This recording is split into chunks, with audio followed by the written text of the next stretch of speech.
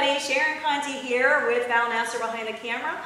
On behalf of the Communications Advisory Committee, we're here to kind of try to wrap our minds around the new governing documents, which really aren't new, they're just updated and simplified, if you can believe that, because, you know, if you're like me, it's really hard to read them. I went to delweb.orlandoinfo.com.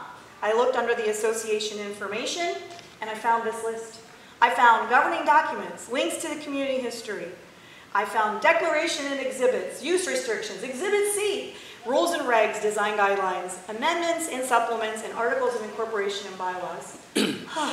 What are you to do? So today, we're here to discuss it with one of the former members of a transition committee and attorney who retired here from Northeast Ohio. Bill Blake has been with us for a couple of years as a permanent resident, and as a member of the transition committee, he has had to go out and corral all of these pieces of information together to put it into something that we are supposed to understand, but he's going to simplify it today. Thanks for joining us, Bill. This is really going to be interesting for me because I'm one of these people who doesn't read really for a long time. My attention span is short. So, as you've kind of described before we went on camera, the governing documents in and of themselves, I'm starting to picture it like a palm tree, with the palm tree having 3 giant leaves. Can you maybe touch a little bit on the trunk of the tree and each of the leaves and how we can access it as if you're like me and you're not very good at this stuff? Sure. The governing documents are the collection of documents that impose all the restrictions on us that we live with as Del Webb residents. The whole tree. The whole tree. And it's easier to understand them if you kind of break them down into parts and pieces. And the palm tree analogy you gave is a really good one. So if you think of the palm tree as having a large trunk that goes up, that trunk is the declaration along with the amendments and supplements to it. The declaration is the fundamental document that imposed all those restrictions on us. And you'll find lots of provisions in there. Provisions relating to, for example, the budget process and how homeowner dues are assessed against us. Right. We're all interested in that. Yes, of course. That's Article 9, in case you want to check on that. Okay. So that's really the trunk of the tree. But there are 3 areas, 3 of the larger palm leaves, as you call them, where it branches out and discusses things in more detail. And that's because many of the documents, the governing documents, actually grow out of or elaborate on parts of the declaration. And that's where those 3 leaves come from and the 3 areas that I think you want to explore a little bit more. Right. So where do you suggest we start? Well, let's start with the Homeowners Association itself. Okay. And it's led by a board of directors, of course. Articles 6 and 7 of the Declaration talk all about that and the powers and duties of the board and the Homeowners Association. But growing out of that are the Articles of Incorporation, and the bylaws. Both of those relate to the board and to the Homeowners Association because the Homeowners Association is actually a separate corporation. It's a nonprofit corporation formed under Florida law. So it's formed by those Articles of Incorporation, and then the board has the ability to adopt bylaws. And the bylaws go into much more detail about how the association, and in particular the board, operates. Okay. So if you want to find out more about the process for electing directors, how board members do their jobs, how board meetings are held, how meetings of the members of the association are held, a lot of that's contained in the bylaws, and that's probably the document you want to look at. Okay, so that's the leaf of the one leaf of the palm tree. Right. So the second leaf would be the architectural restrictions and landscaping guidelines that we all live with, and most people are certainly familiar with that.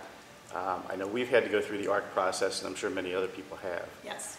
So and correct me if I'm wrong, but there's different.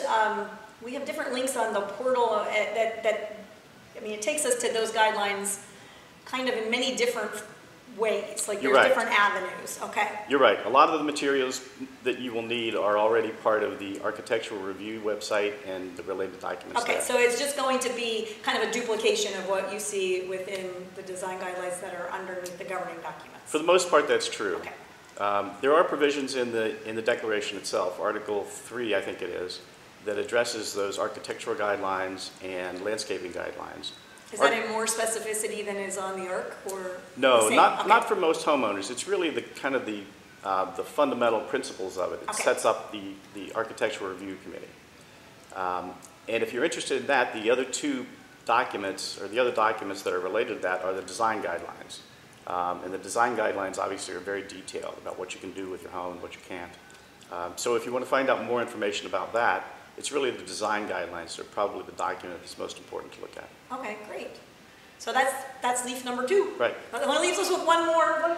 And it's a big, so good at math. and it's a big leaf, unfortunately. Oh, okay. It's all the rest of the restrictions that apply to it. Refill your coffee cup, because this one might take a little longer.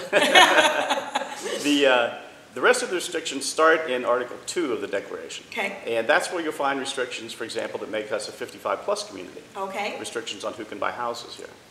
It also restricts, for example, the use of your home for business. Okay. And if you're interested in those restrictions, you'll also want to check one of the amendments. Amendment 7 deals with business restrictions. Okay. And then Article 2 leads into 2 other very important documents. There are use restrictions that go along with Article 2, and those were actually part of the Declaration itself in Exhibit C. The use restrictions go into very great detail about parking, about flagpoles, a lot of the things that are interesting to people, but not necessarily on their mind from day to day. Sure. Yep. And then the You other only document, need it when you need it. Exactly. Yep. And then the rules and regulations were adopted by the board pursuant to the authority in Article 2. And the rules and regulations, again, cover more, I'll call it amenities-related stuff. So it talks about the clubhouse and use of the facilities and things like that. Awesome. I think also, I touched on this in the introduction, but you had to go and gather a lot of these documents up because they weren't all in one place. Yes. The Homeowners Association actually has a duty to make them available to homeowners under Florida law. Okay. So And I'm sorry, I hate to interrupt you, but did this all was occurring because we as a community were taking over from Pulte? correct. Okay. Correct. All of these documents are public documents. You can find them on the county website or on the Secretary of State's website. And I put them all together for the transition committee to use because they needed them for various purposes. Uh-huh. And I bet you had so much information you didn't even know you were going to find because this community has been under construction, so to speak, for a long time. It has. It has. So do you have some history on that and how we came to be from the beginning to now? Sure.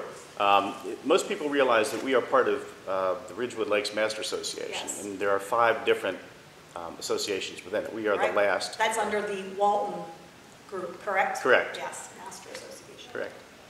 And we were That's the a whole last. separate interview, people. We were the last community to be started. The declaration itself is called an amended and restated declaration, and it was adopted in 2010. And it's called amended and restated because there was an older version, and the older version dealt with La Cresta. I don't know if you were aware of La Cresta, but I'm sure a lot of residents remember it. La Cresta was the model home park, I believe, at one time. It was. Yes. La Cresta was the name of the development before Del Webb. And Now it's just a street. correct.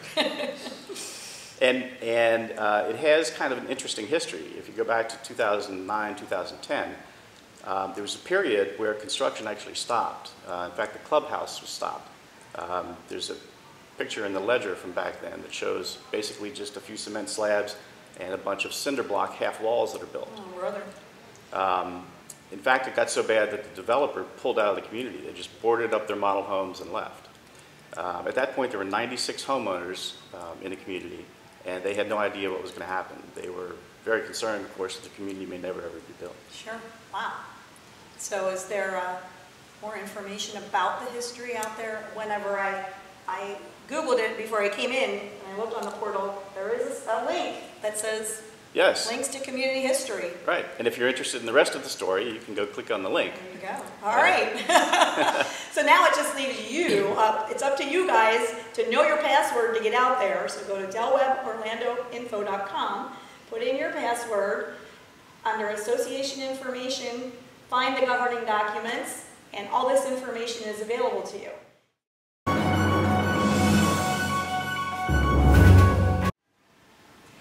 And if you get out there to the website and it's really, really confusing, I believe there's a search option, am I correct? Correct. Okay, how would we access this search option? Or I know there's also going to be a tutorial that comes out about the search option, but what if I just want to go out there right now today? What's your recommendation as far as searching for something? Sure. The first thing you should probably do is look at the index and the related documents there, because the index does have a little bit of information about each of the documents, so it will help you. It's like a different chapter to the book, right? You're looking at each different chapter on there. Sure. And that will give you an indication of which document might have the restriction or the topic in it that you're interested in.